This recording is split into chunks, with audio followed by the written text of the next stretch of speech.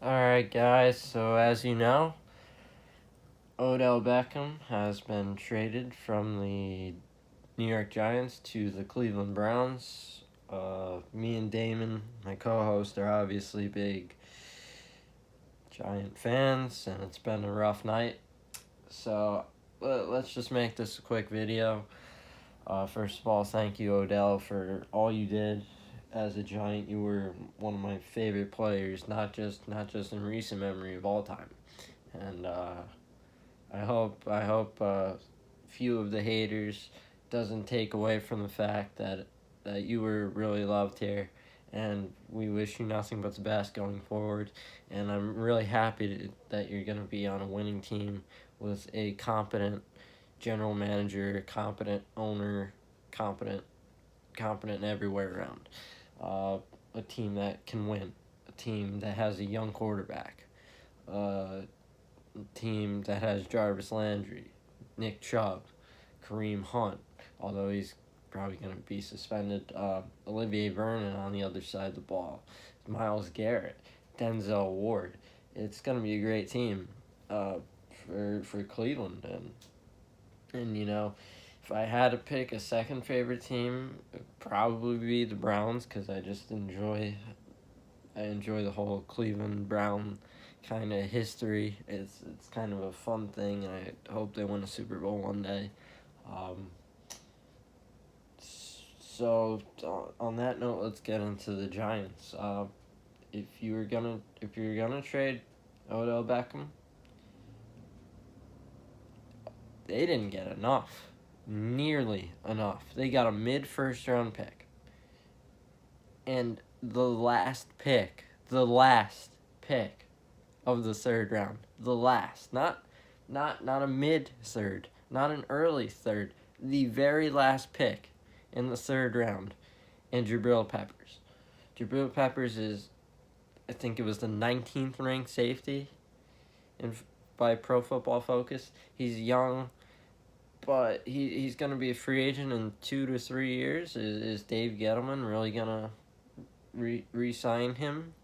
Dave Gettleman didn't re-sign our Pro Bowl type safety. Why should we expect Dave Gettleman to re-sign Jabril Peppers when he's a free agent? A mid first round pick for it's that's the only thing of value here. Um, they did not get enough, not nearly enough, and this is a trade that will set the Giants back a long time. They screwed up flat out. They made a bad trade, and I see a lot of people trying to cut it each different way, trying to say, they were afraid of what he's going to do, and because Odell is an eccentric guy, but they were afraid that he was gonna do something in the future.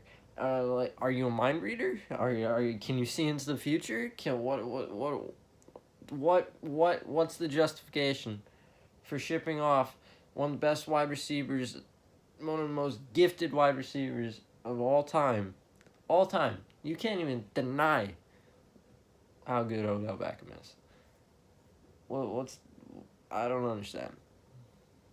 I don't. It was a really long night last night. It was a really, really crappy day. Um, it was horrible, and it's unacceptable. It's inexcusable. It is the worst trade I've ever seen as a Giants fan.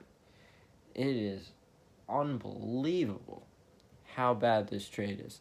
They got a mid first round pick, 17th overall. The very last pick of the third round. I think it's 96 overall. Uh, and Jabril Peppers on a defense that needs pass rush more than anything. This team is going to be horrible, and, they did not get enough, nearly enough. If maybe they got a second round pick, if it was a first, a second, and maybe 2/3, maybe that would be better, I would say. I know it's tough to say I want 2 firsts, but 2 seconds would be nice. Would have been nice having a first, 2 seconds, and a third or something like that. It shouldn't have been 2 picks and Jabril Peppers. I'm sorry. It just, Dave Gettleman's a bad GM. It's pretty obvious. There's a reason teams waited until he was in his 50s or 60s to give him a GM job. There's a reason he was fired. There's a reason that Carolina couldn't wait to get rid of him. There's a reason why these things happen to these people. And John Mara just wanted to go with someone he was comfortable with because Gettleman worked for the Giants for a long time. But there's a reason no team, and there's a reason he worked for the Giants for a long time but didn't get the GM job. The Giants have been run by absolute clowns the last 10 years or so. Mark Ross, Jerry Reese, Dave Gettleman, you name it. And John Mara's a clown himself. And he's a spineless coward who just is a loser. And, I can't believe that they traded their best player for a mid-first, the last pick of the third round, in Jabril Peppers. A 26-year-old wide receiver who makes every team better. And it's just mind-blowing. It is mind-blowing. Gettleman, I want him fired. I never thought he was a good hire. And let's go into the logic of this right now. Let's go into the logic because there isn't much. We traded for Kevin Zeitler, a 29-year-old right guard. 29 years old, right guard, one of the top right guards in all football. So now we're thinking, we have Odell, we have Shepard, we have Ingram, we have Eli. Well, I mean, you can't really say we have Eli as a good thing at this point in his career. No offense to Eli, but we all know it's true.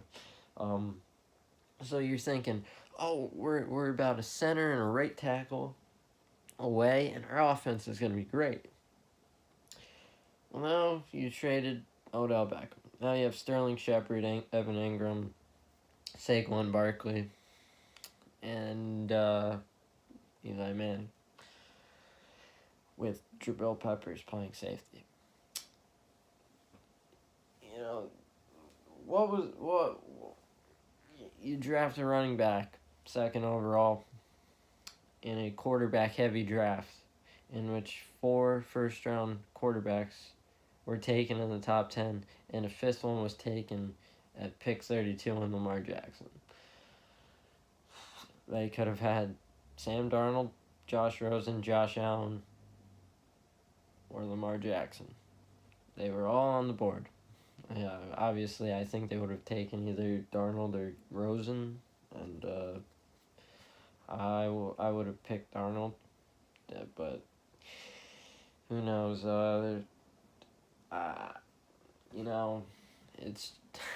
It's unbelievable.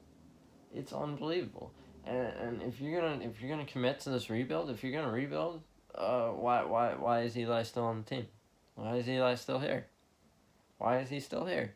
Answer that question. Why is he still here? There's no reason. There's no point of him being here.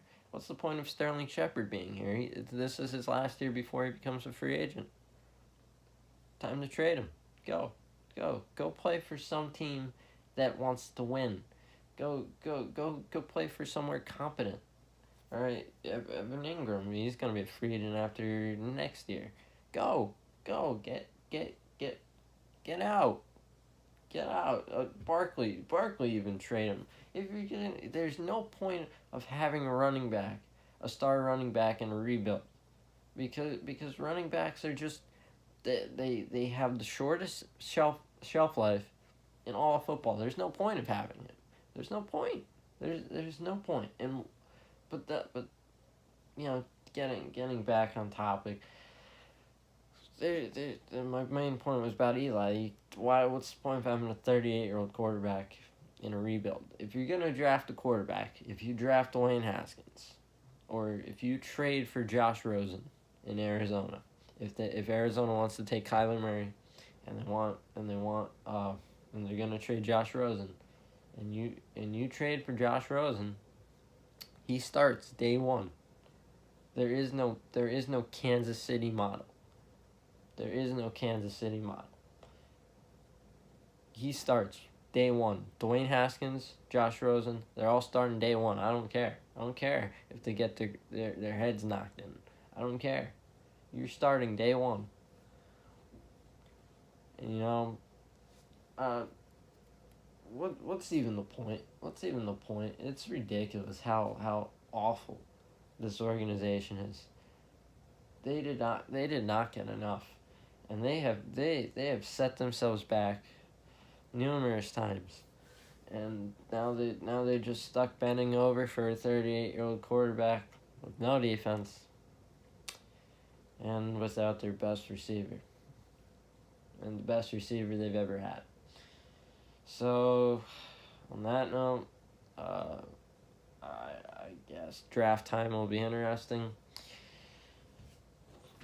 I don't care. Thank you for listening to this kind of rant. I try to stay as calm as possible because I kind of got all the screaming out last night, and my voice is kind of groggy because of just the screaming. I've hurt my hand. I punched my couch. It sucks to be a Giants fan. We are the new Cleveland Browns. We are the new Cleveland Browns. Just one last thing. This organization, if you look at their history, they've always kind of had a history of incompetence. It wasn't until George Young came that the Giants were actually competent, and they screwed it up. So that's about it, guys. Thank you.